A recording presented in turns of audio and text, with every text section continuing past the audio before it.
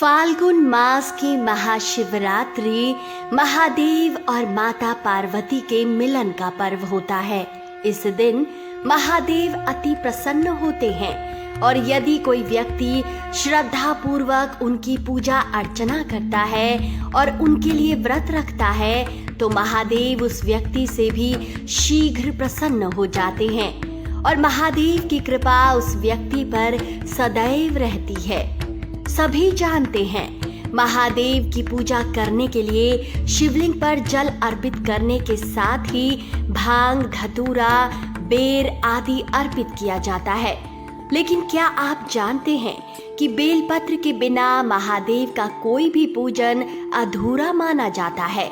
यदि महाशिवरात्रि के दिन आपने महादेव को बेलपत्र अर्पित नहीं किया तो आपकी पूजा अधूरी रह जाएगी और आपको महादेव की पूजा का फल प्राप्त नहीं हो पाएगा।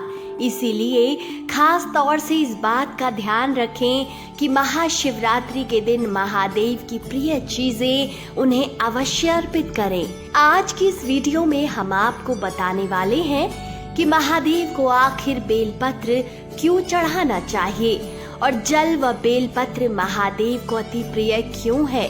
साथ ही हम आपको ये भी बताएंगे कि महादेव को बेलपत्र अर्पित करते समय किन खास बातों का ध्यान रखना चाहिए। पौराणिक कथा। दरअसल महादेव को जल और बेलपत्र प्रिय होने के पीछे एक पौराणिक कथा प्रचलित है, जिसके अनुसार जब समुद्र मंथन हुआ था तो समुद्र से 14 रत्नों की प्राप्ति हुई थी, जिसमें से एक हलाहल विष भी था, जिसके प्रभाव से धीरे धीरे सृष्टि में चारों ओर मौत का तांडव होने लगा था। एक एक कर सभी जीव, पेड़ पौधे, पशु पक्षी मरने लगे थे। सृष्टि को इस विष से बचाने के लिए महादेव ने स्वयं उस हलाहल विष का पान कर लिया था, जिस कारण महादेव का पूरा शरीर विष के बुरे प्रभाव के कारण तपने लगा और उनका गला नीला हो गया। इतना ही नहीं, इस विष के प्रभाव के कारण महादेव के आसपास का वातावरण भी जलने लगा। आपकी जानकारी के लिए बता दें कि बेलपत्र किसी भी विष के प्रभाव और शरीर की तपन को कम करता है। इसलिए सभी देवताओं ने महादेव को बेलपत्र खिलाना शुरू कर दिया और उनके शरीर पर भी बेलपत्र का लेप लगाया। साथ ही जल अर्पित करने लगे, जिससे कि महादेव को ठंडक पहुंचे और उनके शरीर की गर्मी कम हो जाए।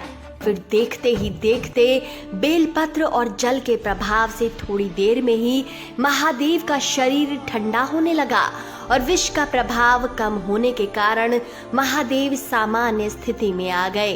कहते हैं कि तभी से महादेव को जल और बेलपत्र अर्पित करने की प्रथा चली आ रही है और जो भी व्यक्ति महादेव को जल अर्पित करने के साथ ही बेलपत्र भी अर्पित करता है, महादेव उससे शीघ्र प्रसन्न हो जाते हैं और उनकी सभी मनोकामनाओं को जल्दी पूर्ण कर देते हैं। महादेव को बेलपत्र अर्पित करते समय रखें इन बातों का ध्यान।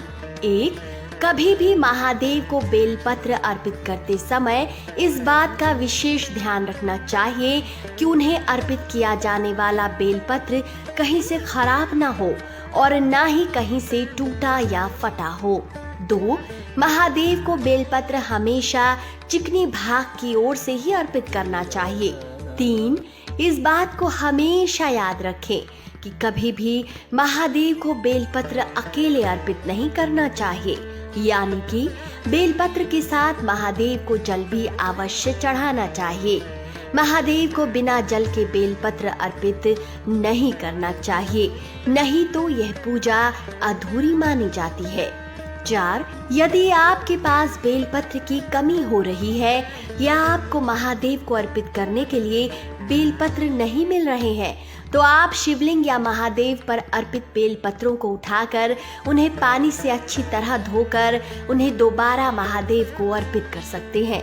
एक बार बेलपत्र जल से धोने पर दोबारा नया और शुद्ध हो जाता है और उसे फिर से पूजा में इस्तेमाल किया जा सकता है। तो दोस्तों, कैसा लगा आपको ये वीडियो? अपनी राय कमेंट सेक्शन में जरूर बताएं।